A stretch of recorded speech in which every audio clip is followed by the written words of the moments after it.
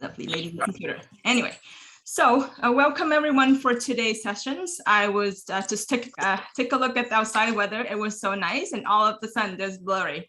So it's just a usual Sunday for myself. Look at the weather. Either it's too cold or it's snowing outside. But I'm so happy to have everyone here. And it's overwhelming today for me, and a little bit nervous because we have more than usual participants in this call today. And so I will cut it short, the introductions, and then I will hand over to the the SpeakFluent team. So hellos and welcome to the SpeakUp Club session today. It's very exciting for us today because it is a new way for us to do SpeakUp Club. So usually we have a presentation and a topic for discussions, and then the second will be the topic for discussion with the member networking opportunity. So this is the new strategy that's the SpeakUp facilitator tried to launch this year. So hopefully with this amazing sessions, we'll be able to facilitate further very useful sessions with the Hong English member. So with further ado, again, SpeakUp Club is a free interactive forum that is a part of the Hong English Club, Viet Workaholics. This platform is for everyone in Hong English membership. It's free. And the missions of the club is that together as a community, we can thrive. We share and we care by sharing all of the experience and the expertise that we have. And today's agenda, with 5 minutes at the beginning, I talk a little bit about the club. The agenda today is mostly Angela and Michael sessions for their workshops, and I'm very excited myself personally, and also the facilitator. After the workshop, we will have questions and answers for Angela and Michael. And then after those sessions, then we'll have about 30 minutes for the regular member of the club, the new member of the club. If they have any questions and answers for the facilitator, you are welcome to put the answer moving forward. About the facilitator, it started with myself and Doug and another person, and Adam, he's in the call today. And after that, we influence and we inspire other members of Hong English. So we have new facilitator which have the same missions and same passions that I am, and I'm so happy to work with them. The first person is Swan. She is very, very passionate about helping the community and passionate about building confidence and building speaking skill. And that's why Ethan joined as well with Swan with the same missions and passion. So I'll let them talk a little bit about themselves after myself. And then the newest facilitator is Whitney.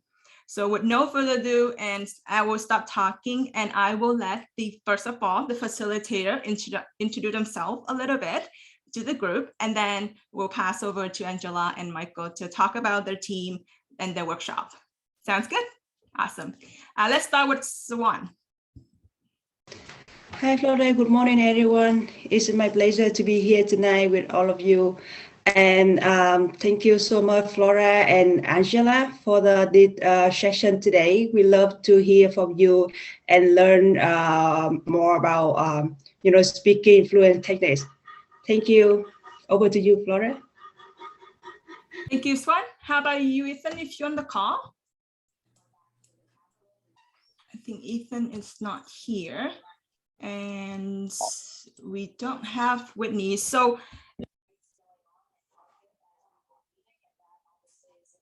oh, Flora, I can no longer hear you. Oh, sorry, I have the mic. I don't think Ethan and Whitney is here, but I do have a very earlier founder with myself, Adam. Maybe you and me can talk a tiny bit about yourself.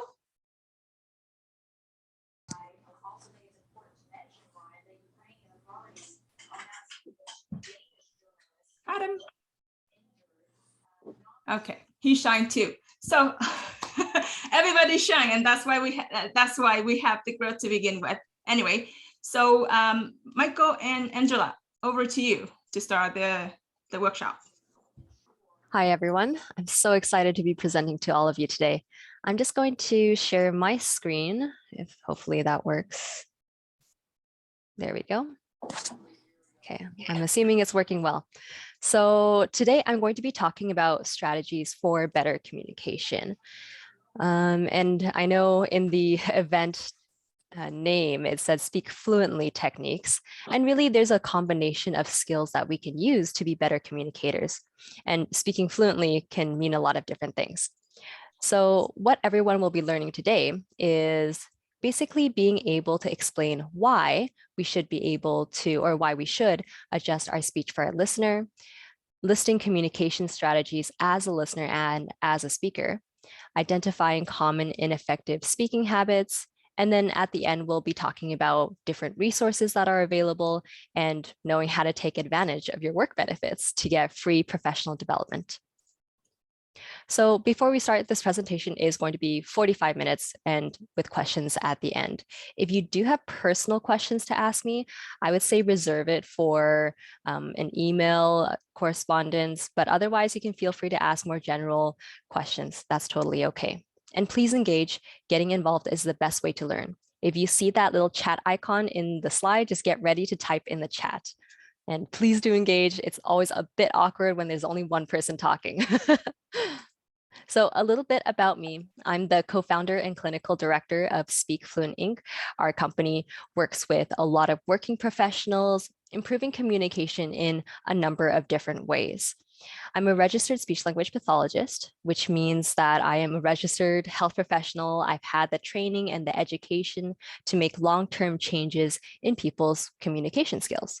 I've worked with a variety of clients, over 500 unique clients, working for a lot of different companies, including the ones listed below. I've worked in accent modification, professional communication training, and the typical speech therapy like stuttering, lisps, and speech sound disorders. Now, I want to start off by sharing a little story, a little situation. So you wake up Monday morning, ready for your first meeting with your boss and the rest of your team. You feel like you know the content well, and you get to work and you present your material. You talk a little fast, but you know all the key points well, so you run through your portion pretty quickly. You skim over some content and maybe you stumble through some of your explanations. Your boss and your team members look a little confused and they try to ask you to repeat some things. So you repeat your sentence 3 times and eventually they nod and let you continue. And even though no one asks you questions at the end, you leave the meeting feeling you should have done a better job. So let's talk about how the individuals in this scenario can change the way they communicate to make the workplace or even your social life go a little smoother. And in general, how can we be better communicators? So the very first step is, of course, being aware of some of those ineffective communication habits and actively working on addressing them. And of course, moving towards something that's better. So let's talk about some of the problems that we saw in that situation or just overall. So these are some common speech issues that you might do yourself or you might encounter. So we have this little chat icon in the bottom of the slide. So get ready to type in the chat. I'm going to talk through all 5 of these common speech issues and think about how you've encountered them or if you've done any of these things yourself. So the first one is speaking too fast. I do this myself sometimes, of course, and I also hear a lot of other people do it too. It's a very common complaint. So imagine I'm going through this presentation and I'm talking at this speed and I'm talking about speaking too fast and I'm talking about being monotone and I'm talking about mumbling and I'm talking about filler words and pronunciation. And there's all this new information. And when you're talking about new information, it's very hard to follow when you're speaking that fast. So definitely a common one. Flora is smiling and really resonating with this. Perfect. The second one is being monotone. So it would be the most boring thing if I went through the entire conversation and entire presentation like this with no variation in my pitch of voice. So that's what being monotone is. Think about that one as well. The third one is mumbling. And this happens no matter what kind of speaker you are, whether you're a native speaker of English or a non-native speaker of English. If I don't move my mouth enough and I start talking like this, is a little bit hard to follow and is a little bit hard to hear what I'm saying. So moving your mouth and not mumbling is also important. I love how people are starting to talk about the things that they're doing. Great. Filler words. Some people know what filler words are, some people don't. It's basically the use of ums and uhs in your regular conversation or presentations. So if I start talking like this in my presentation, I'll start sounding a little bit unsure. So filler words can definitely detract from your message. And the fifth one is, of course, pronunciation. Canada is a very diverse country, and you're going to hear a lot of differences in pronunciation. Sometimes you're learning a new word and you pronounce it completely different from how people expect because you only learned it by reading the word. So you may have a different pronunciation of that word, and of course, it can make your message unclear for people. So now I'm going to go read in the chat. You can feel free to type in what you encounter the most, whether it's for yourself or whether it's hearing other people and noticing what they do. So speaking fast is a common one. I see Flora type that, of course. May said filler words. Oh, someone said, okay, Jem, you said your sentences tend to get messed up, even in your mother tongue. So this is not directly related to the ones that I've listed here, but it definitely has some influences from the things here. The speaking too fast, when you get worried, when you get anxious, you start speeding up, maybe you start mumbling, and then you start tripping over some of the sentences. But that's definitely a different issue that I can talk about more in depth later on with the questions at the end. I've got some monotone speakers, lots of filler word speakers. Some people said all of them. Yeah, great. Oh, and some people even got feedback from their classmates about the filler words. So filler words are definitely not something to be scared of using because filler words are what we use when we want to hold the speaking floor and show that we're thinking. But when you use it too much, it detracts from the importance of your message. So let's talk about why we should even do this. And I'm sure most of you already know why. Even if you do only some of these things, it's still understandable.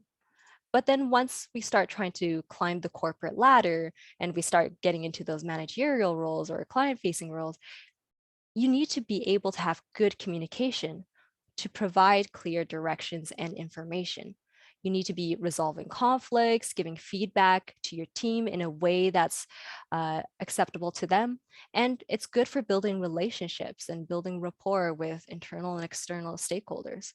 We have to have a good understanding of the people that we're talking to in order to do all of these things effectively. So how do we do it in the first place? The first thing to know is, as a speaker, and even as a listener, you need to care about your conversation partner and you have to show that you care, and then they'll want to understand you. And as a listener, care about your speaker and then they'll make an effort to talk to you. There's nothing worse than trying to talk to someone and they just not caring, looking away, and you don't even want to talk anymore. So that's why that's the absolute minimum that you have to have. So the first strategy is checking for understanding. Sometimes, of course, we get caught in the moment of talking about our own thing, and then we fail to look at people's faces and check to see if they're understanding or if they even care. As a speaker, you're taking control of the pace of the conversation. If people are nodding along, like Flora is doing for me, and showing appropriate facial expressions for my message, of course, I can keep going. But if you have a hard time monitoring this, that's totally okay. And I see some people are turning on their videos for me, which is fantastic. So at the very end, you can ask if they have any questions for a presentation. But in a conversation, you're not going to be talking for 1 hour and then asking at the very end. There's going to be a lot more back and forth in a conversation. So if you see people's faces and they look confused and they're staring at you blankly, look at that, pay attention to that, and ask them questions. Ask them to ask you questions. Is that clear? Do you understand? Oh, was something I said confusing? Just to check and make sure. Oftentimes, Canadians and even just polite people, they're too nice to say anything and interrupt you. So sometimes you have to take control of that pace. Now, the second one is about speaking slower. Speaking quickly is sometimes a cultural difference, and sometimes an individual's habit. Speaking slower has a lot of benefits for your listener and for yourself. So I know one of you said that you tend to speak quite fast and you stumble over your explanations or stumble over your sentences. Speaking slower will help address that, especially when you're speaking to someone who speaks a different variety of English than yours, or they're listening to new and important information, like how I demonstrated earlier. You want to speak slower. So we don't want to speak slower like this and sound unnatural. That doesn't help the conversation. But if you stretch those important words just a little bit longer and pause after those important points, it adds a lot more weight to your message. So for those of you who said that you tend to speak a little bit faster, make that conscious effort to slow down. The next strategy is rephrasing. Some people don't think about rephrasing, but vocabulary and sayings are always going to be different in different cultures. And sometimes it's just a matter of whether you've heard of the word before. Not everyone will know the same words that you do. And rephrasing has a lot of benefits. If the listener looks confused, again, rephrase what you're saying. If there are cultural differences in pronunciation, rephrase. I had a client who told me adolescence. I had no idea what adolescence was, but it was adolescence. And she rephrased for me and said young people in their teens. And this happens so much and it helps understanding so much. Give your listener more information to work with to help with their understanding. And this helps in the long term and in the short term. It helps them and you learn new vocabulary or new ways to say things. And it just builds rapport because you're making an effort to understand how they work.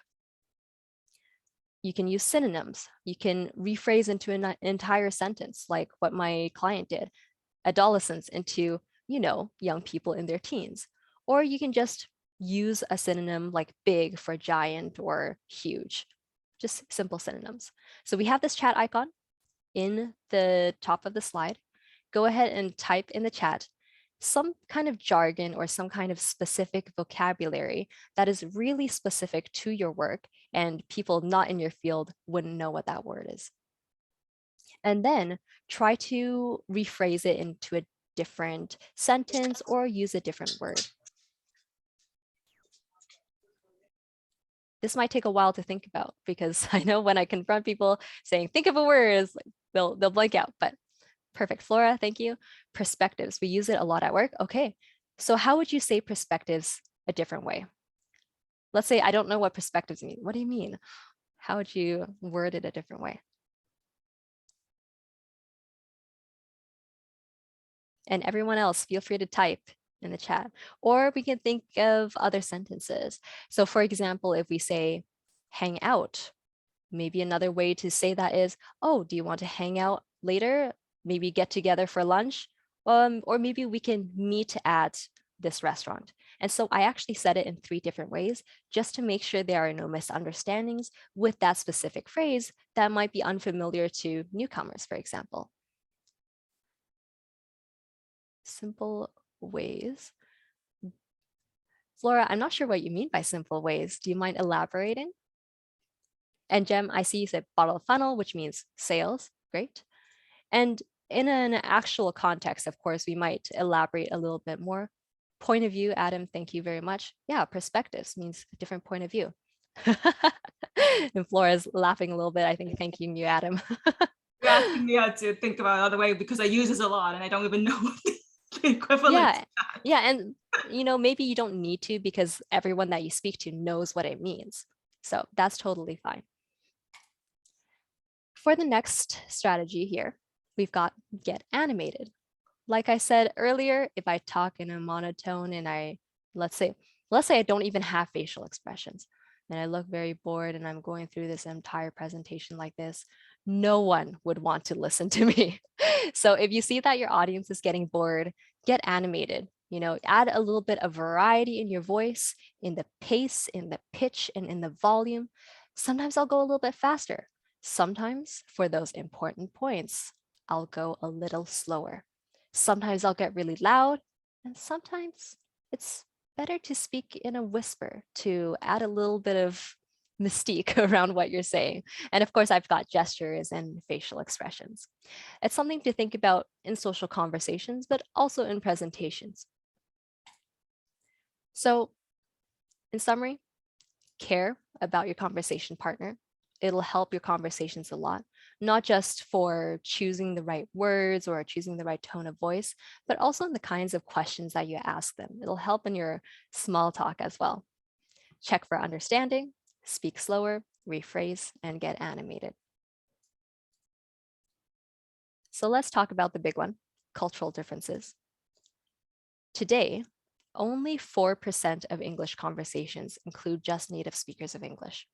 100% of my conversations include a non-native speaker of English, me.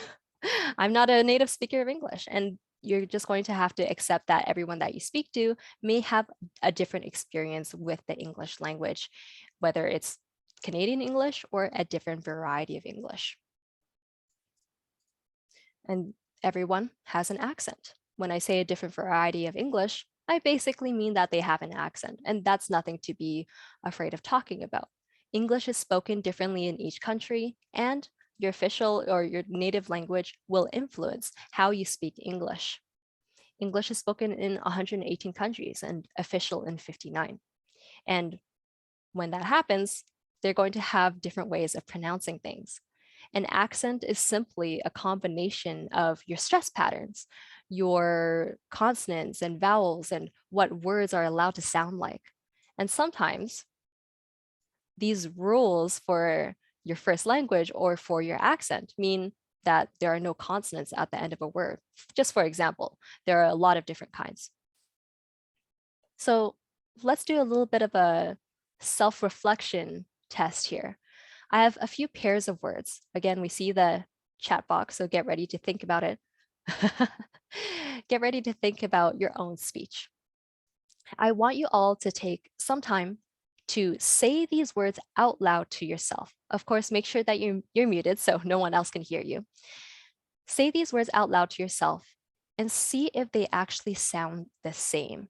Don't focus on the spelling, just listen to yourself say these words. I'm going to give you all a minute to say it to yourself.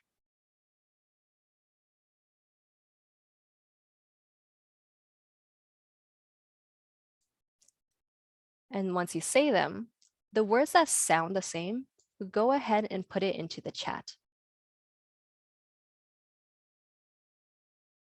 Gem, perfect. I see you said lip and leaf, and that's very similar to the feet and fit. And of course, I just said the words out loud, so everyone is able to hear that, but listen to your own speaking. Oh, and some people are putting new ones that I don't even have in the list. Perfect. I think I'm getting every single response here. I think I had everyone say one of each. I see someone said the first one, the second one, the third one, not the fourth one actually, but the fifth one is a similar one to the lip one. So perfect.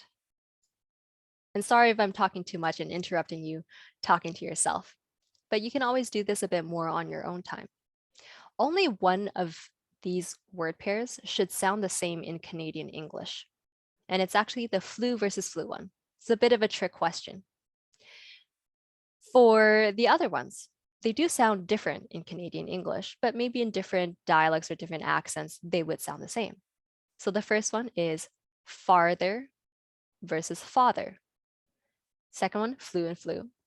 Third one, tie, thigh. Guest, guess.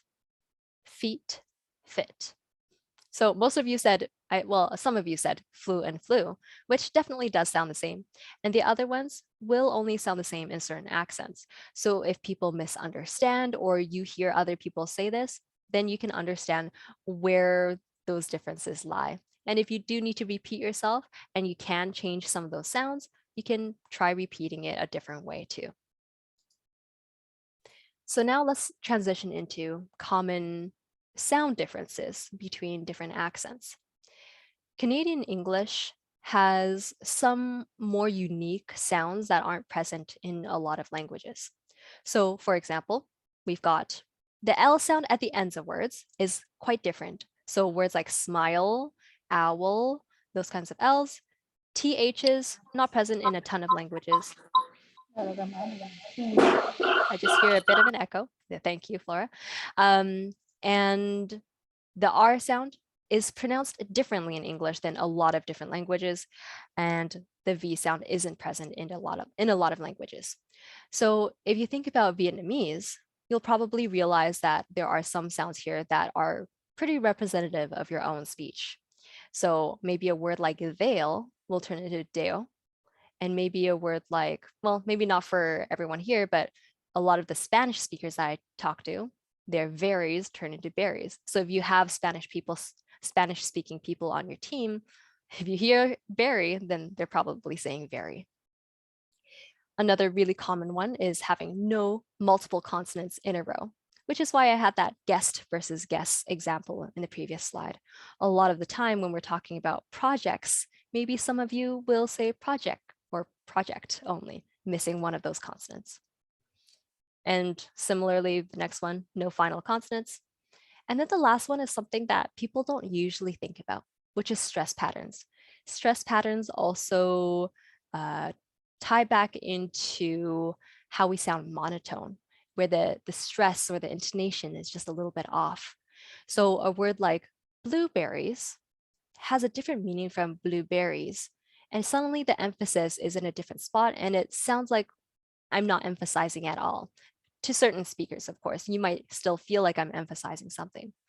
Blueberries are the berries that we know that are blue. We make blueberry jam, blueberry pie, and blueberries are an unknown berry that are blue. Maybe I went for a walk and I found some berries, but they're not blueberries. They're just blueberries. So some of you may have some trouble hearing that stress pattern, but it does make a difference. Now, here's a fun little activity where you'll get to listen to someone speak and go through some communication training sessions to improve the clarity and the impact of their speaking. Get ready to type in the chat. Listen for some words that may not sound as clear, or just overall things that you think that they can improve. So I'm just going to make sure to listen carefully and get ready to type in the chat. Hi, so as an analyst, what I wanted to do is being able to generate all the reports that are there, and you should be very good in Excel. And I understand that you don't know it right now so well, but you need to get a good hands over it. Now, because we want to start doing the trend analysis beginning this year, and what we are doing basically is implementing software asset management, which is big with our company right now. Are you comfortable with that? Okay, so I know that one went a little bit fast, but were there any specific words that were difficult to understand? Or, great, I see some examples in here already. Or if you have general suggestions for improvement for this person, go ahead and type it in the chat as well. Everyone has different experiences in listening to English. He speaks a different variety of English, you speak a different variety of English, and I speak a different variety of English. So some things may sound more important for me to prioritize, but there may be other things that you might want to prioritize as a listener of English too. Some people think he speaks fine. Great. Jem said that the word don't, I think, became don't. I think T became D. One person said comfortable. It sounded a little bit difficult to listen to. So I'm going to show you the same speaker after 13 sessions of communication training. Someone else said stress. That's a good one about emphasis. Same speaker after 13 sessions, and listen to how he sounds afterwards and give me your thoughts on what he sounds like. So I'm gonna just briefly tell you a little bit about my LA trip. So that was pretty good. I had a fun time. I went to a friend of mine flew in from New Jersey, and his friend who lives in LA, we went to his place. and then he kind of took us around the city. It was a pretty exciting experience. First day, we went to the Malibu Drive, and that's amazing. Okay. Go ahead and put in your thoughts of what he sounds like afterwards. Don't have to pick out specific words, but just give your overall general feeling.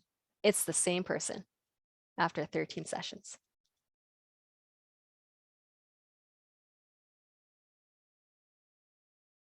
Okay.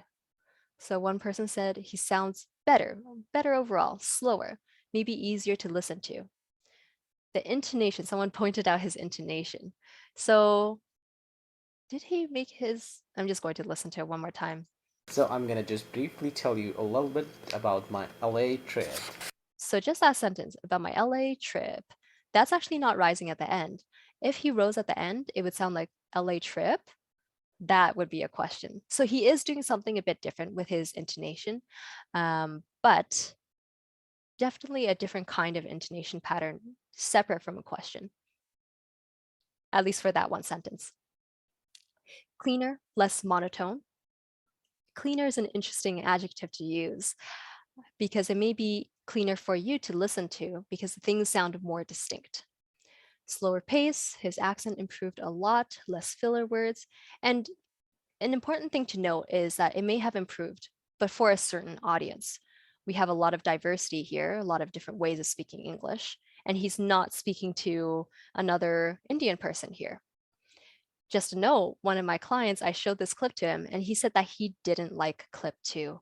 My Indian client did not like clip 2 because he felt like it sounded more forced. So there are some things that some people pay more attention to, like I said. One person said from an Indian accent to sound like a European accent. That's interesting. Oh, and one person said something about the tongue being curled back. Yes, that's technical, but yes, that is technically true. And he sounds calmer. That's interesting. He did sound slower. He wasn't speaking as fast, especially for his job. He sounded like he was explaining something technical, maybe something specific to his job. I can't remember what he said, but just asking at the very end, oh, are you comfortable with all of my instructions? And he just sped through the whole thing without pausing. So here's the next clip. Oops.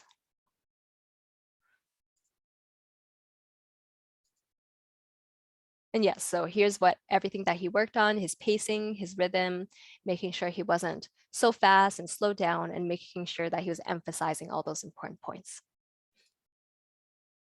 For those of you who said that he sounded fine or like you think his accent was a little bit weird afterwards, here's someone who didn't work on accent, but this was one of my clients.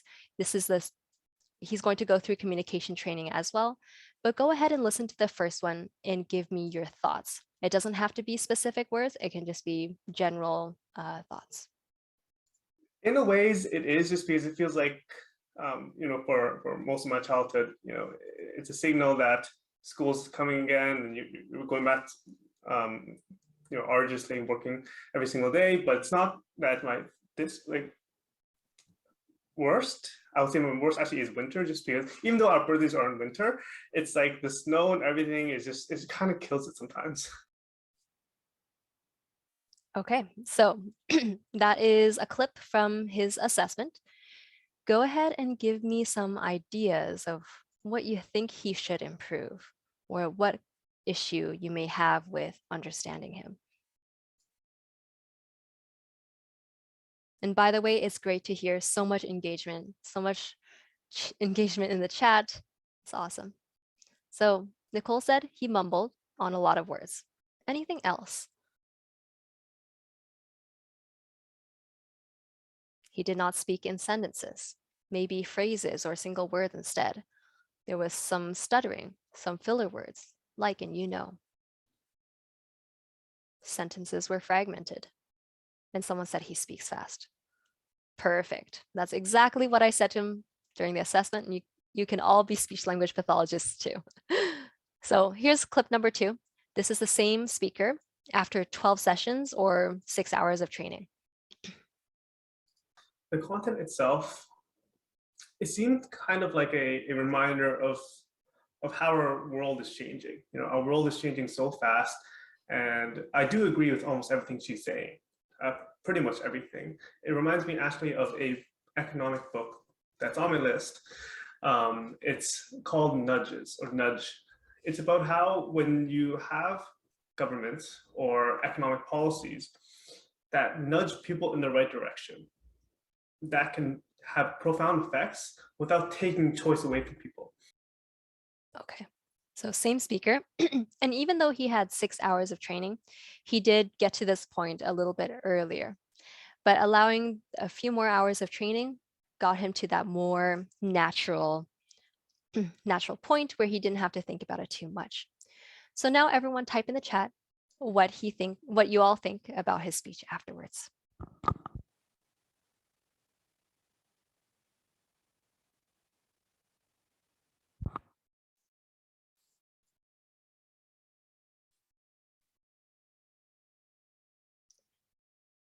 He definitely did sound a lot calmer. He sounded like he was a bit nervous in the first clip.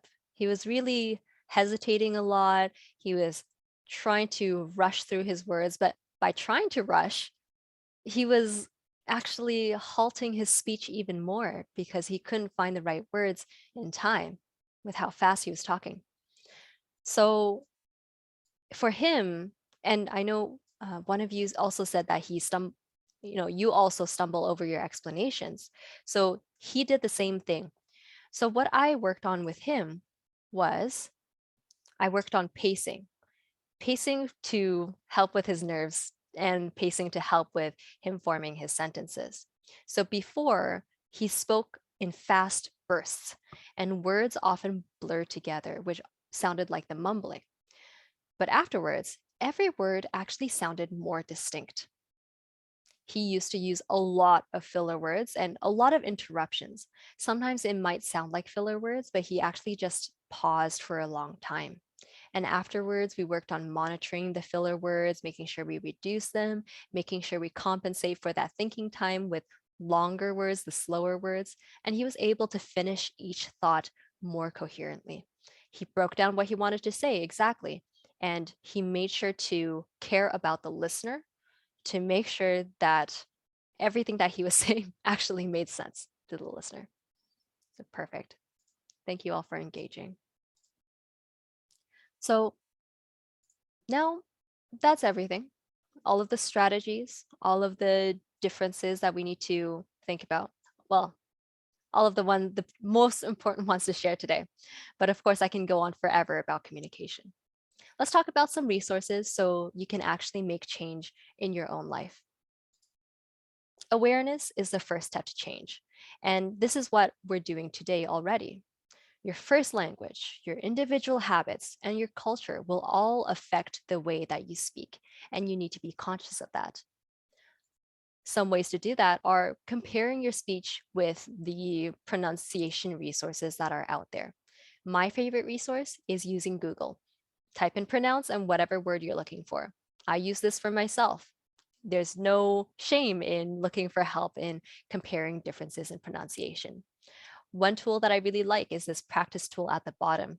You can compare your pronunciation. So if you can't really hear the difference between the way you say it and the way Google says it, it'll actually tell you and highlight in red which part you might need to focus on.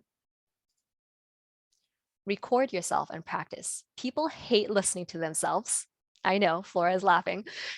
But do record yourself and practice, because getting to look at that recording gives you almost like an objective view of your own speech. It's still going to be a little bit difficult, but way better than trying to monitor yourself in the moment. You can go on TED Talks, you can watch interviews with your favorite celebrity and compare your recording with the way that they speak, and just gain a little bit more awareness into some of the habits that you have. And of course, get professional coaching. You can seek out a qualified professional to help you in all of these different areas. And this is where I come in, of course. So I'm going to talk a little bit more about how it works. And if you have any questions about the process of this specifically, then you can go to my website, learn a bit more, or you can contact me via email. So how it works is the speech assessment is always done for everybody at the beginning. Everyone speaks differently. Even though you all speak Vietnamese and English, you're going to sound slightly different from each other, of course, because everyone is an individual.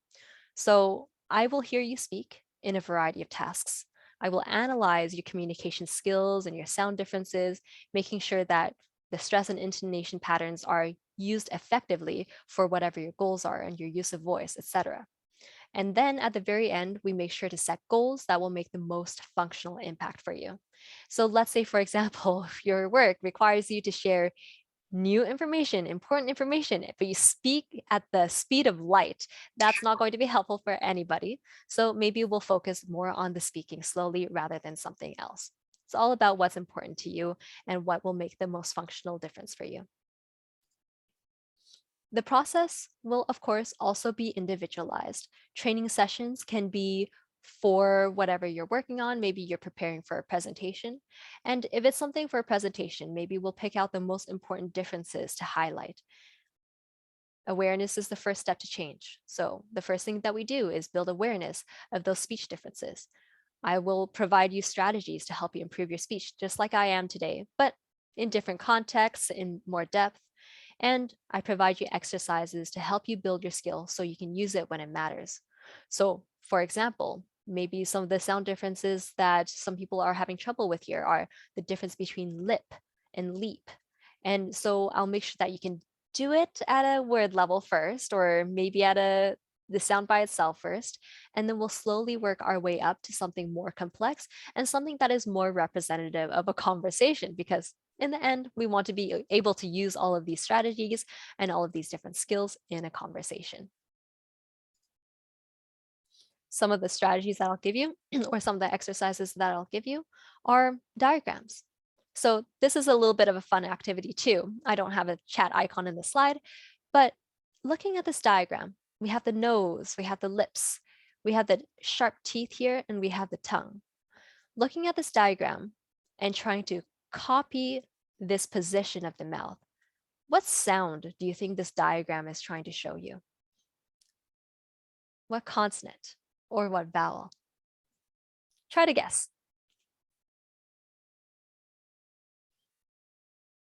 And I can give a hint too. This sound is one of those sound differences from the word pairs that I showed you earlier. TH, everyone's typing in TH, and that's exactly right. And this is how you do that TH sound. Th, or that, or thigh. Okay, last activity here. Volunteer. Thinking of L, Flora, you can also make an L sound like that, but usually the L sound is produced behind the teeth. So instead of lovely, we're going to say lovely. You can definitely make an L sound like that. That is only one direction showing you how the sound is produced. But if you looked face forward, the shape of the tongue would be slightly different.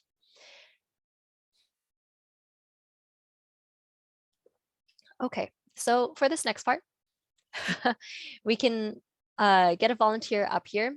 You can raise your hand or you can unmute, whatever you want. Very simple activity. This is not an assessment of any kind, but I just want to show some of the differences we can speak to make ourselves more clear for our listener and to show that we care for our listener. So you're going to be saying it in two different ways. The first way is to be boring and to not care for your listener. Any volunteers? And don't be shy. This is the funnest part. So the first step of what Angela was saying is correct. So push yourself forward and volunteer. This is an exercise for you and it's for free. Bella raised her hand. There you go. Go ahead, Bella.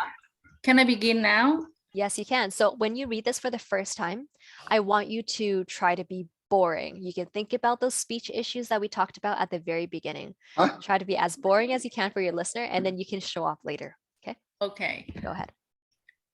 When the sunlight strikes raindrops in the air, they act as a prism and form a rainbow. The rainbow is a division of white light into many beautiful colors. It takes the shape of the long round arch, with its part high above and its two ends apparently beyond the horizon. Okay. Now, this next, how you're going to say this passage now is I want you to focus on some of those strategies that I talked about and really focus on making it engaging for your listener. For everyone here, go ahead. When the sunlight strikes raindrops in the air, they act as a prism and form a rainbow. The rainbow is a division of white light into many beautiful colors. It takes the shape of the long round arch, with its part high above and its two ends apparently beyond the horizon. Okay, so this is what I heard in the difference between those two ways of talking. The first one, you were a little bit slower, you were hesitating, you were adding in some filler words, trying to make it a little bit flatter for your listener.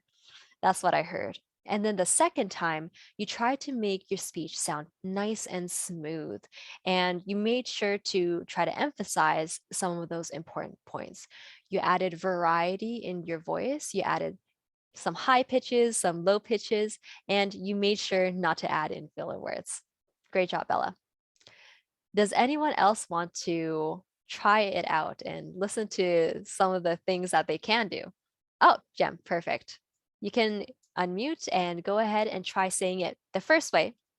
Very boring and not caring about your listener at all.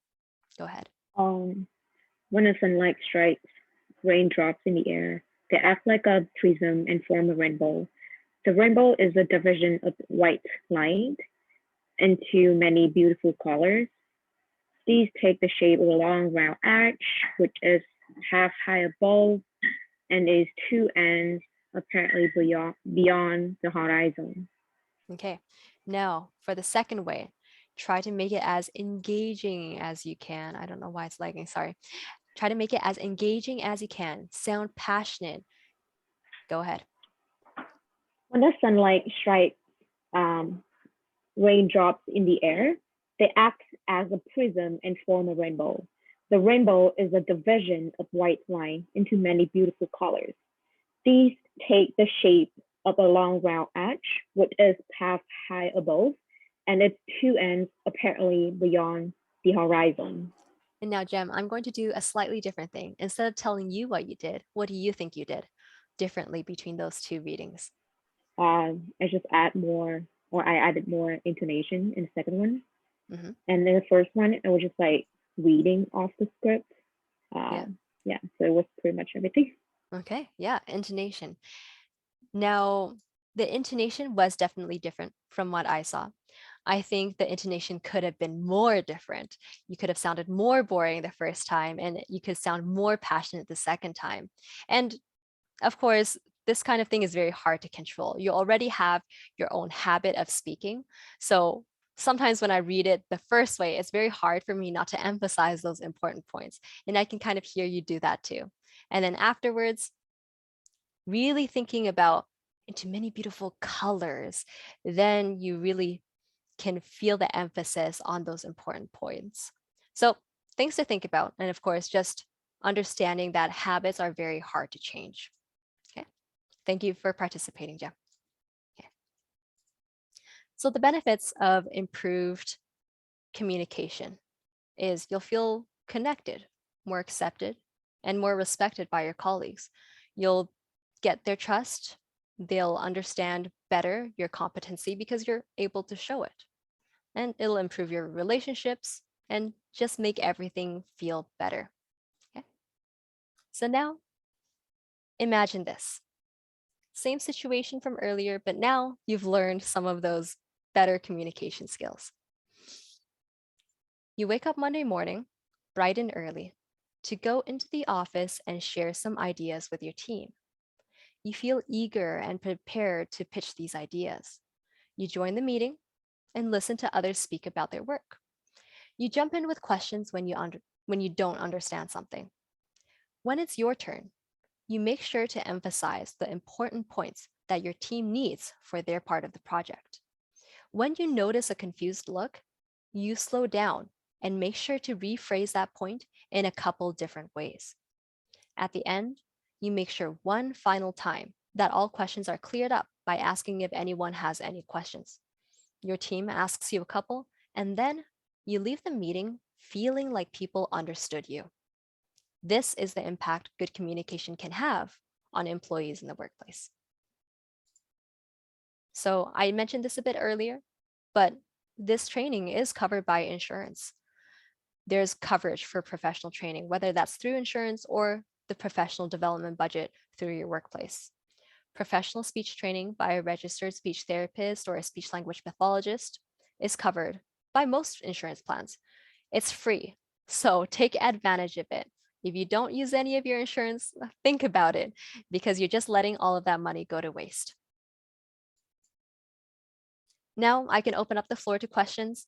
If anyone has anything that they're curious about, or maybe I didn't talk about, feel free to ask right now.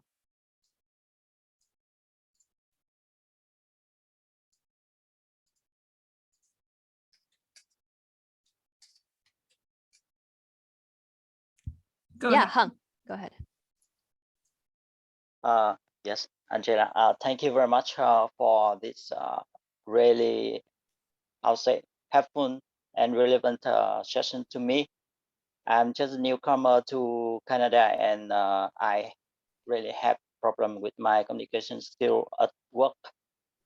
My main thing is I'm not really understand what the other people speak because of native language or maybe the accent. And the other the other big thing is I could not explain clearly my idea to make the other people understand me. So it's happened in both ways. How I perceive what they are saying and how I make them understand what I'm talking about. And the thing is my job depend on communication a lot, very much. So that's the main problem. So I don't know here. We can see that you share a lot of technique and the aspect relating to speak fluent, but anything related to perceive the other people, is this included in the topic also, or in your training? So what I'm hearing is you want some strategies when you can't understand other people? Yeah, both. So you can see that I have the difficulty on both ways, communicate with the other and understand what they are talking about. Yeah, for Yeah. sure.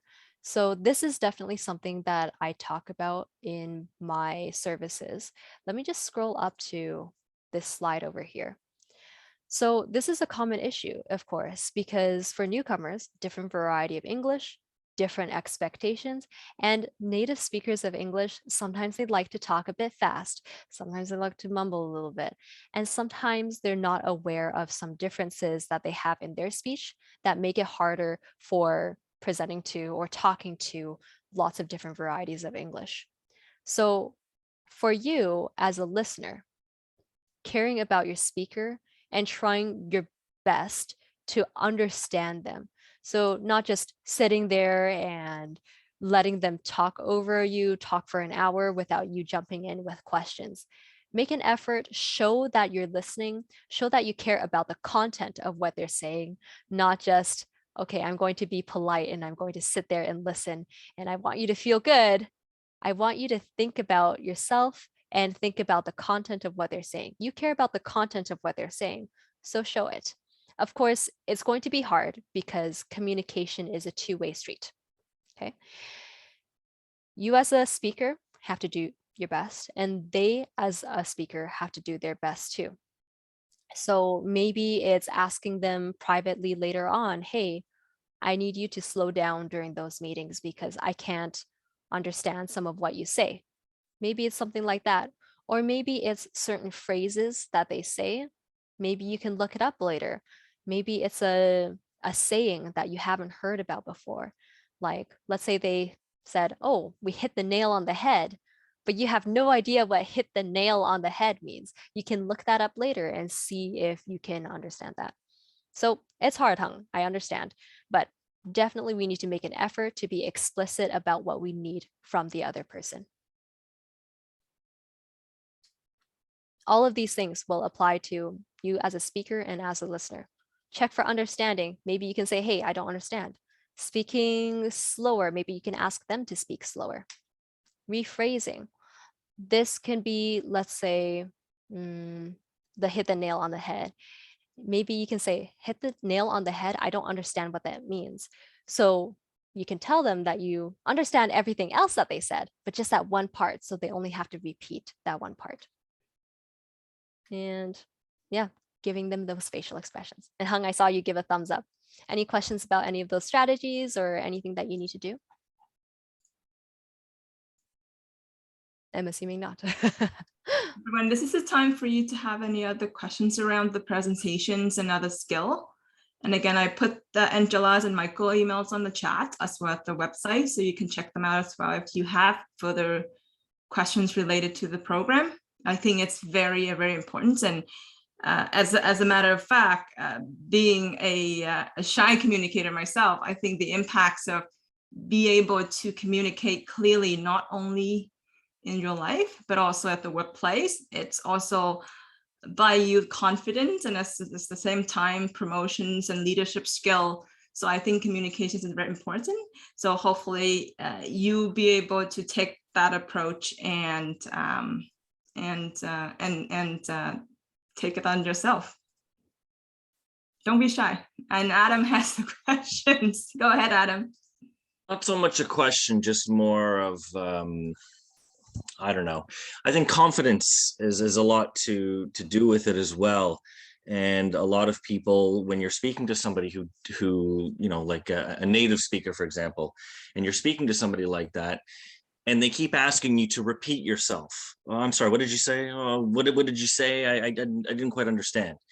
So they feel shy, like Flora said, and so they kind of revert back into themselves and not wanting to ask the question again or repeat themselves again because of the lack of confidence. And I think that may be also a big issue, you know, the lack of confidence. You know, say what you need to say. Yeah, definitely. All of the clients that come to me, they say they don't feel confident enough to participate in meetings anymore, and they had no issue in their native language. But having that skill and knowing confidently that you can rephrase something in a different way, so you don't have to embarrassingly repeat yourself 3 times and still not be understood, that will help. So be confident. You can say things in different ways. You can improve that communication. I know there are a couple other questions, so I think Mai, you can unmute yourself and ask me. Hello, Angela. Yeah, thank you for your presentation so far. I really enjoy it. So I just have a question.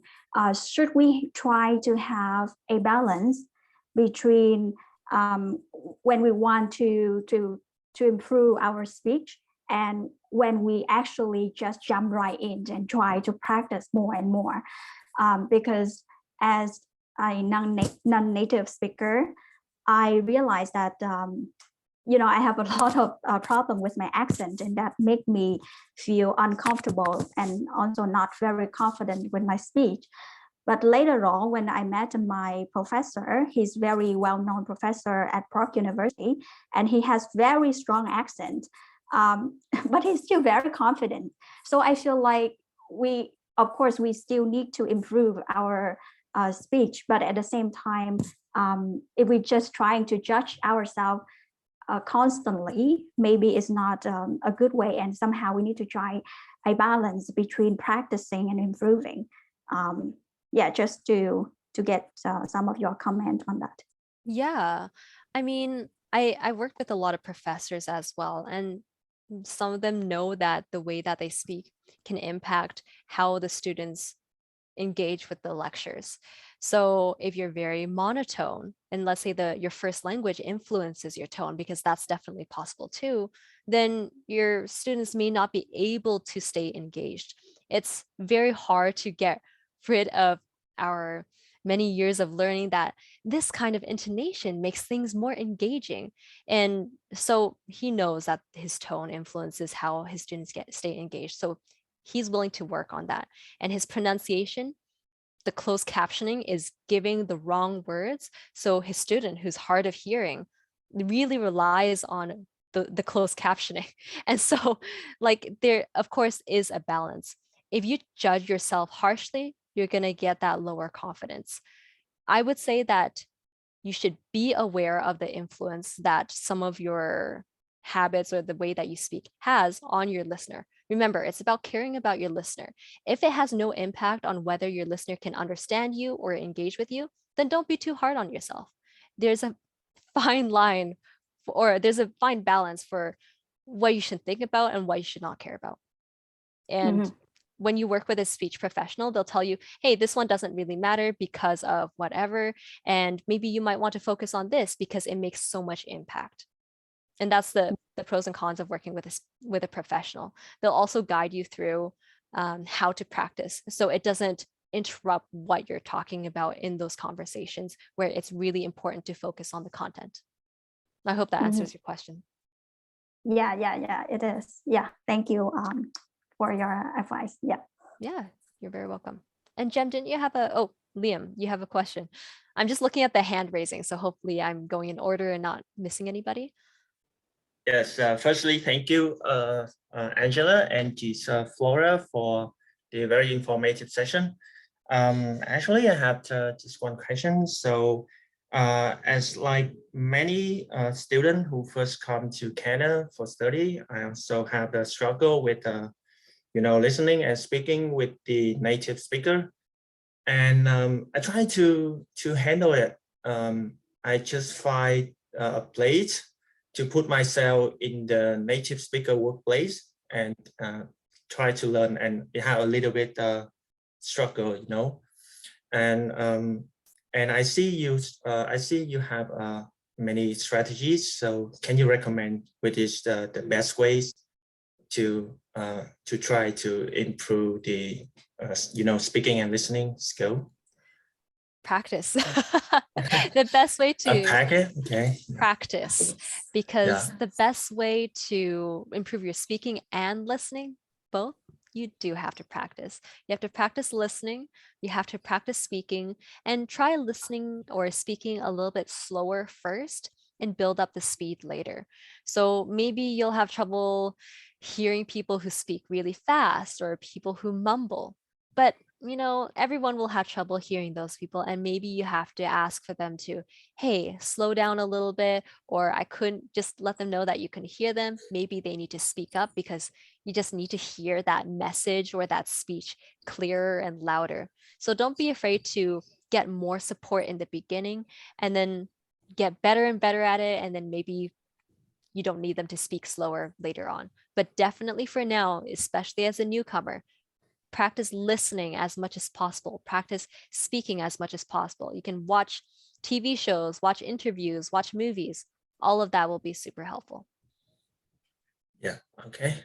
Thank you, Angela. Yeah, you're welcome. And Rosie, I think you had your hand up earlier too, but I missed you. Hello. Yes, can you hear me? Yep. Just speaking of, I don't have any question. Just sharing my experience speaking, seeing Adam and Mine already mentioned the confidence. So I was thinking, confidence is not come from that you have a good skill of speaking or you have a good English, but you can build up it by two ways from my own experience. That first, you building your confidence in your own language for speaking, and secondly, you really understand what you say. So first, I use it to talk like public speaking in my own language, Vietnamese. So I'm not feel afraid to reach out to people and talk. And by then, it's built up the initial preparation for me when I'm talking in another language. And the second is more important is you really understand what you say, because I feel like for pronunciation or other kind of skill that you should mention before, it takes time to improve. But first, you have to really understand what you say. So when you feel your audience confusing, you can quickly adjust or rephrase the words, right? Because you understand it. So you find a way to clarify to other people. So good story about me, because 2 months ago, I have an oral presentation to a company for my practicum. So we are the team of 3 students in my school, and we do the oral presentation to sum up on our finding and our recommendation. It's like a business consulting project. And my other 2 teammates, they are from here, Canada. So I was so nervous because they are native speaker, so they have better English than me, and they also from the industry, so they already have the language of the industry.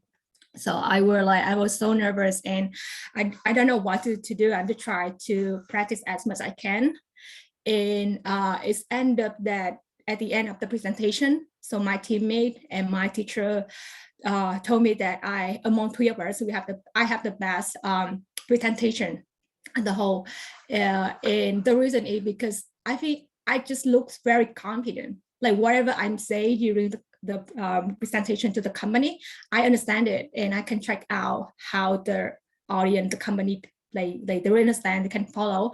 So it's not like I have better English than them, but I feel like I'm confident because I really know what I mean.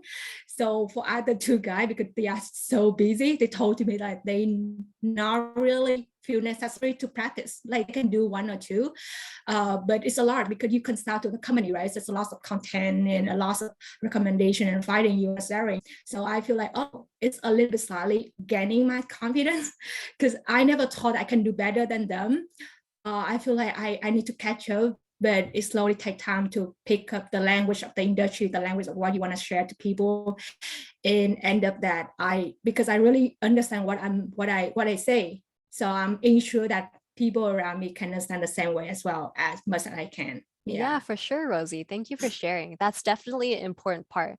Everyone has different areas of where their confidence or lack of confidence comes from. And for you, it sounds like you do a great job in knowing your content well. Sometimes people know their content really well, but then they're self-conscious about the way they present. So thank you for sharing, Rosie. Definitely different areas of improvement for everyone. I'll do 1 more question. Tegan, go ahead. Angela, this is a great presentation. Thank you so much for opening up the space. I just have 1 question about, so like from my own experience, I noticed that not that I can't like do a good speech, it's more about like psychological and my mental state at the time of speaking. So I don't know if that's something that we're gonna focus about in your service. That's something that I definitely do. So I do some counseling around, okay, root causes of lack of confidence or root causes of stumbling over your explanations when you're presenting. So I'll ask about the anxiety piece. I'll ask about the emotional piece. And of course, I'll give you strategies and train you on how to control that to make sure you feel calmer and you sound calmer. And all of these will, tie into each other. Yeah, but yes, for sure. Thank you. To a certain extent, of course. If it's like something really psychological, then maybe a therapist will help. Okay. So yeah, Flora, go ahead. Thank you, Angela. It's excellent presentation, and I enjoy it so much as I learned from the presentation as well, because some of the story and some of the technique that you were saying, I encounter majority of them in a day-to-day workplace. And to be honest with you, sometimes I'm frustrated with my coworker too, because I have absolutely no idea what they're talking about. And I can't ask, what are you talking about? Not being offended. So very great presentations, and everyone on the call. Angela and Michael have a very limited time for their workshop. So if you have any other questions related to their program, I leave the email and the website on the chat. So you are more than welcome to contact them directly about their services. If you are working, as Angela said, it's covered by your insurance. So it's worth to try. And trust me, communication is #1 key with all of us, myself included. And if you are working or you're building your business or you're trying to pitch for a job, communications is #1 that we should work on. Technical and other knowledge, their school for, their courses for, their YouTube for. So build your confidence and communication skill, and you're halfway and you're successful journey. Okay, thank you. And Angela, if you would like, you can stay behind with us, but we'll do a little bit of SpeakUp Club network game. And thank you again. It's great to see you guys. Thank you. It was great meeting everyone. And thank you all so much for being a great audience.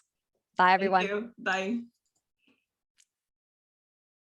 Okay, we have Swan, Ethan, and Whitney here. We did a little bit of introductions with the SpeakUp Club, and I know that usually by 11:30 we'll finish our club. So usually our club runs for an hour and a half with a very familiar faces. I'm one of the facilitator. There's Swan, Ethan, and Whitney, and as you can see, Angela's service is something that we can take on for personal development, but I said at the beginning, SpeakUp Club is a part of Hội Nghị Việt, and we run every Sunday of the month. The purpose of the group is to build your confidence and communication skill, because I know you are more capable than learn how to pronunciate certain thing, how to upskill your reading or listening skill. I have no doubt about that since you're all here. The only thing here is that I will stop talking and I will let you talk, and then I will let the facilitator help you, guide you through how, not guiding, but providing feedback on how you can build your confidence and how you can convey your thinking when you say, when you're presenting or when you try to make a speak like I'm doing right now. And this is not something that I prepared, it's come out from my head, and trust me, I've been there, done that, and it's not easy to like sit here and talk like this. So Ethan said he can talk, but I'll let Swan introduce herself, and then I'll let Whitney introduce herself. We are a part of the facilitator. Okay. Hi everyone. My name is Swan. I currently work as supply chain control as CS transformer. I've been in Canada for 3 years. I start like at the beginning when I came to Canada, very shy, and because I know that I don't have the confidence in my speaking, in English speaking, because of like pronunciation skill, public speaking, presentation.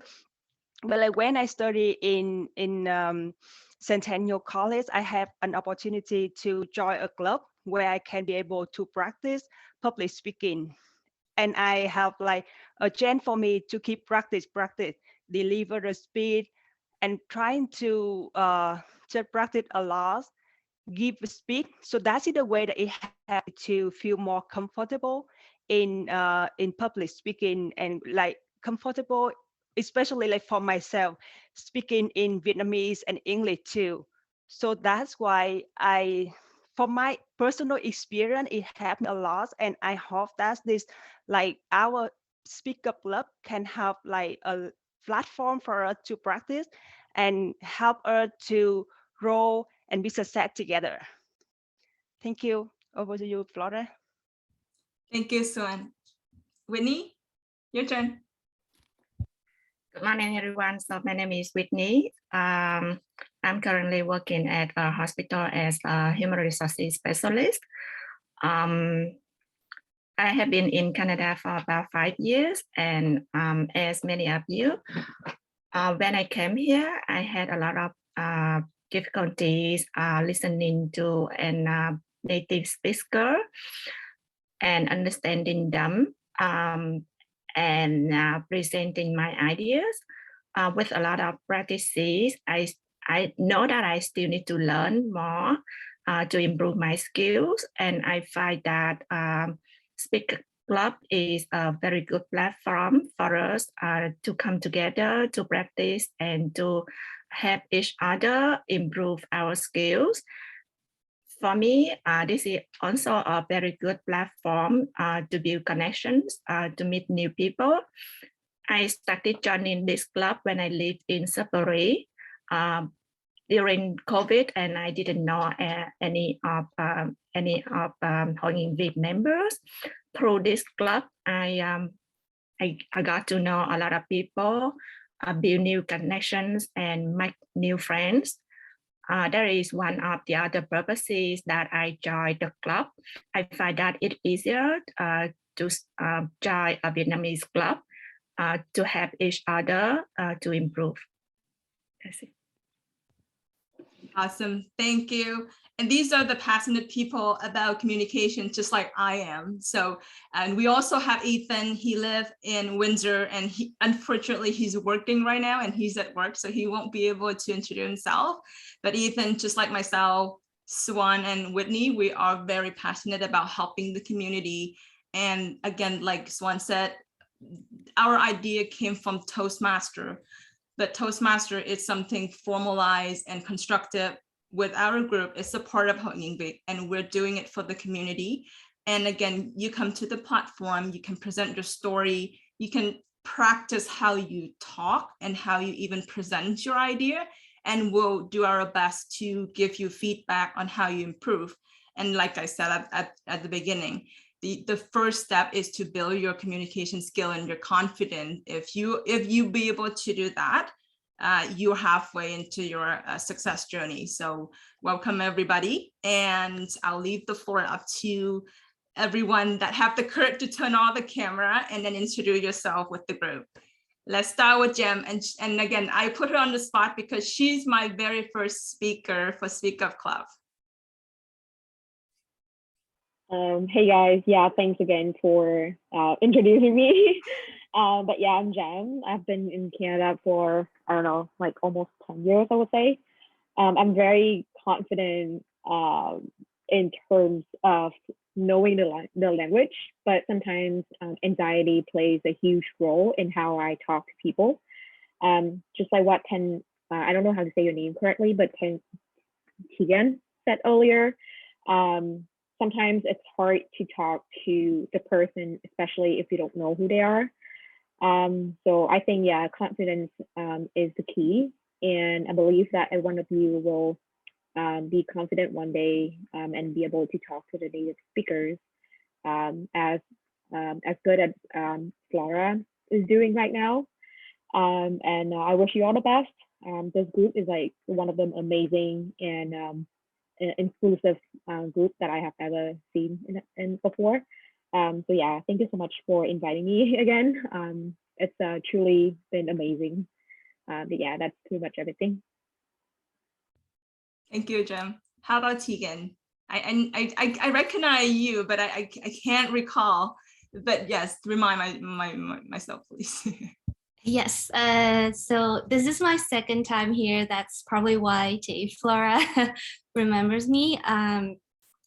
I'm currently an early childhood educator in Toronto, and I guess as everyone here, I have certain problems with speaking English as a non-native speaker. What I like the most about this group is that we come together not because we think that we are weak, or not because we think that we should be shame about our English skills, but as one of our participants, Chi Mai, has brought up, we should be proud of what we are able to do here in this country, and it's fair that everyone has an accent, and we should be confident to take up the space and practice together and share our wisdom. And that's what I like about the group. But it was just so busy for me to find the time to actually show up. But I'm very glad every time I am able to do it. So thank you again, everyone. Thank you. That's yeah. I have very short-term memory, so I remember faces, but I'm bad with names. So welcome to the group. Thank you you both. Mai, so before my talk, Mai is a very active member of Hội Nghị Việt, and as you can see, she's been helping members to review the resume, practicing the gosh, I'm getting old, interview skill. And yeah. Now, Mai, to you, Mai. Yeah, thank you, Flora, for introducing me. Yeah, so I agree with you, Flora, that communication skill is very important, and sometimes it can be life-changing, especially if you are trying to change to a bigger organization with higher salary and sometimes it's just an interview away. So if we can communicate well, we can sell ourselves well, then our dream can come true. I know a lot of Vietnamese professionals who join my interview practice club, and they share that they have years of experience in Vietnam, but just because they don't have communication skill, and that's prevent them from getting their dream job. And that's why I think I really appreciate G Flora and G Swan and then G Whitney and then Ethan and maybe some other members of your team to have our club, and then have a chance to practice, because practice is the key. And as I mentioned earlier, my professor, although he has very strong accent, but it doesn't matter at the end of the day. And now he's very confident and everyone respect him. So I think practice is key. And the more you speak, the more confident you can be. Yeah, and thank you everyone again.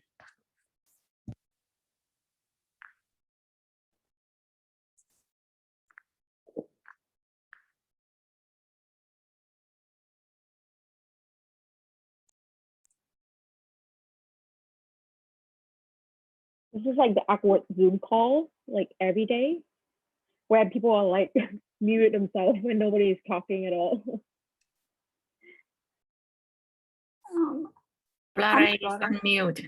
Yeah, I'm not sure, I cannot hear you. Oh gosh, yes, I have a different mute button. Sorry. Thank you, Mai. And how about Bella? I see the new faces here. Hi everyone. So I might have a little background noise here because my son. So I've been in Canada for 7 years, but I want to share some of my experience. Like when I first came here, I had no idea what the native speaker talking. When I went to when I first came here, my husband took me to the Latino supermarket, and then the cashier she asked me about, do you need any plastic bag? That was a simple sentence, but I didn't understand what she's talking about. I told my husband, what is she talking about? And he explained to me, and I said, wow, like I studied, I did study English in Vietnam, but like usually it's just like writing, reading, and then grammar, right? But I never like practicing listening. So like I was really shocked. So like the second day, my husband took me to register, ESL class. So since I've been here, I kept watching TV show, like English TV show, even I didn't understand at all. But I believe gradually you will get it. Like now, I went to ESL class for 7 months, and then I signed up for college, and I can graduate from college and get a full-time job. So I'm really grateful. So at first I feel I have no confidence at all about my English, because every time like some of the members here, they share, sorry, what are you saying? Can you repeat? When people ask me to repeat so many times, I kind of shy now. Like, okay, they don't understand what I'm talking, but it's still now I still have that anxiety. But but meeting you guys here, you have to know your stuff, and if you're confident about it, you can get over it. I think so. I'm not sure. And this is my first time here. I wish I know about this club, before, like way earlier, but I didn't. But I'm glad I'm here right now. I will, participate more, and I would love to learn from everybody else. Thank you. You are unmute, Flora. I hate that. I have the same anxiety when I started learning English back home. And every time when I say something, my friends would say, what you talking about? And it took me 5 years to get over the questions that, what are you talking about? In fact, that what I'm trying to say, people can't understand what I'm saying. And even my husband now, sometimes I talk to him, he said, you're so Asian. I have no shame about it. Yes, so I'm learning by making mistake, and then I'll correct myself, even though I can't say Pacific or Pacific. And I keep tripping over that for so many times, and I'm still practicing to get it right. So don't worry about your anxiety. I have the same anxiety as you are. The only thing is that I have years of practice like everyone else say. So you can get here one day. And thank you for sharing your story, Bella. And how about Zhang? You're a new face as well. I'm very excited to hear your story. Yeah, thank you to Flora, and thank you everybody for being here today. Actually, I'm not really like English, but I love reading more than listening. So that's my type, and I think it's actually affect a lot in my speaking skill too. But back to the time when I first came to Canada, in the first year when I came to Canada, actually I have a lot of like fear and not confident. And whenever I speak something, I just worry that they don't understand me. And one day at the subway, I feel like, oh, I should go back to Vietnam. And then it's really lucky for me that time that I met one doctor. She Chinese woman. And she told me, why you look so sad? And I talked to her like, I feel unconfident and I want to go back home. I feel like I'm not feel like connected here. And a lot of things I told her. And she said that, don't worry. She told me about her story too. And from the don't know how to speak English, she became a doctor in Canada. And then she told me that whenever you say something, if someone say they don't understand you, you not belong here, tell them that. Tell them that they're not Canadian. Because if you're a native speaker, you can understand what I'm saying, what I'm saying. So, and then she gave me her contact number. And then she talked to me, text me, and encouraged me a lot. So from that day, I feel like I have to build up my confidence. And then now I feel better. But I really love the story when people sharing about their story, how they build up the confidence and how they get a seat in like another country. Yeah, thank you. Thank you. So we're running out of time. I will leave one more story and then we'll meet next month and I will conclude the meeting for today at the end. And I hope to see you all in the next event. But how about Nhi? She's my newest member and she's a very smart individual that I believe that she had a lot of strength. She just didn't show it and she's too shy and she needs more confidence. So Nhi, go ahead. Thanks for the cảm you for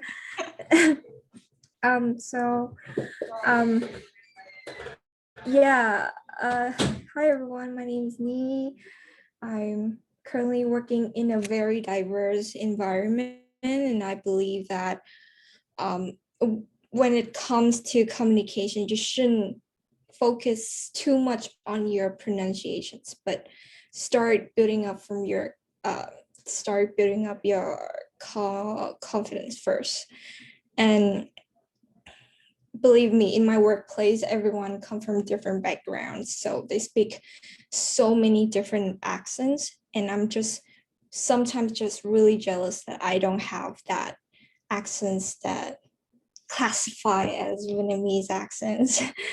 But yeah, believe me, the pronunciations or the accents is the last thing you should focus about when it comes to communications, and you should prioritize how you can communicate in a clear and concise way that help your audience to understand, and convey your message, rather than focusing on more how to spell this correctly, specific or Pacific. Yeah, nice to meet everyone. Nice to meet you too, and thank you so much. And I don't know if anybody noticed, but what I noticed is that nobody talks about themselves, but how to tell other people how to pronounce certain thing. So we're very modest about talking ourselves, who we are, what's our name, how many years here. It's like half of us start talking about how to pronounce this certain thing, but then we feel very awkward and strained talking about, oh, I've been this and being that and this. But most of the speaker who practice, as you can see, when you put on the spot, they would start with, my name is, I've been here, this is what I work for, I've been for school. But that is just the awareness that Angela was talking about in her presentation. When you start talking, the awareness of who's your audience, and it took me years of practice as well to be able to do this, to notice everybody, your face gestures and things like that. So I want that for you as well, the awareness when you talk, and that's why we're here. So that is all I have for today. And I have another meeting at, later on, and I need to take a break. But do come back next month. So it's every last Sunday of the month. I understand everyone is busy. We are here to help you. And next week is So networking event, would be leading by Whitney. So she'll be the host, she'll lead the conversation. And I think this is also the place where if you want to lead the conversation and lead the session, I challenge you to take the lead, because you know why? There's a skill to lead the conversation. There's a skill to be able to organize all of this. And if you at work, this is the leadership skill if you're managing a team. And great to see you all, and have a great Sunday, and see you next month. Bye. Thank you. Thank you, chị Flora. Thank you. Thank you, Flora. Bye bye. Thank you. Bye bye.